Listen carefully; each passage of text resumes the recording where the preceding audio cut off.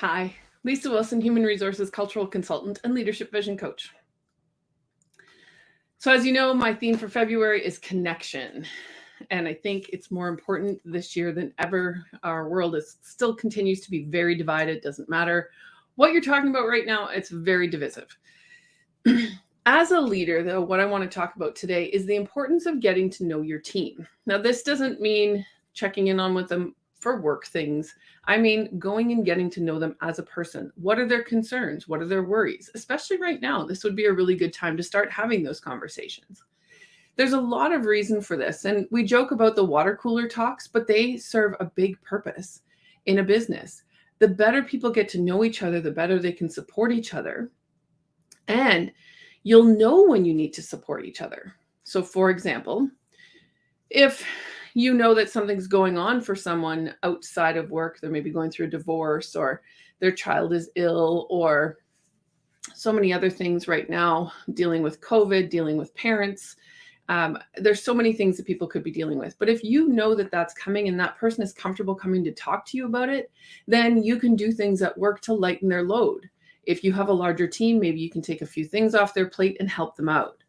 Now, that's just one thing. The other piece is that we get to disagree on things that aren't as a matter of importance per se.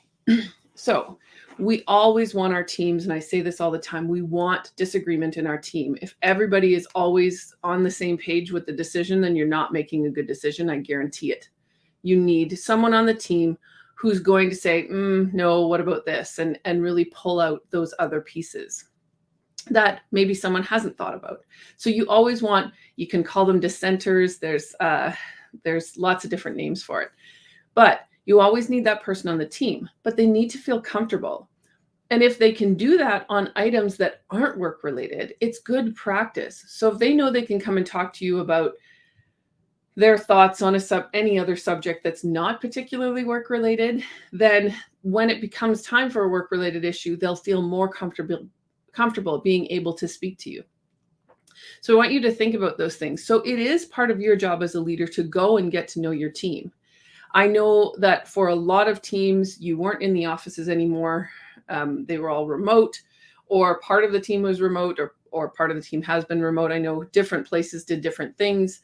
So for example, everyone went remote. Others, they started bringing people back into the office, but like 5 at a time. So you only saw certain people and not others. And this can cause problems. And I assure you, it has caused problems. I've done a lot of mediations over the last 2 years for this reason. Employees who didn't see each other's faces every day all of a sudden started to clash. So it's really important that you have time for your team to connect in that way too. What's going on for your team members? And so many teams did this in so many different ways. Either they played games online, they had Zoom meetings where they had discussions, they had, I heard people having like coffee time on Wednesdays in the morning or things like that, just so that everyone got together and still kept that, what used to be the water cooler chat. So it wasn't ever about work, though sometimes it went better than others for some places. I do recognize that. But the idea was that we're coming in, we're not talking about work. And it's really important when you have that remote workplace, but that you continue to have those meetings and conversations. Now, it's not necessarily part of the connection, but I just keep saying it every week. It's really important right now that we're all kind to each other. There are so many things dividing us. And it's okay to have different opinions, but name calling has no place in that. Sadly, that's not what we're seeing from our leaders right now, but we can do that in our own environments. Make sure that if someone has a different opinion, especially if they're the sort of hold a minority opinion in your group, that everyone's heard.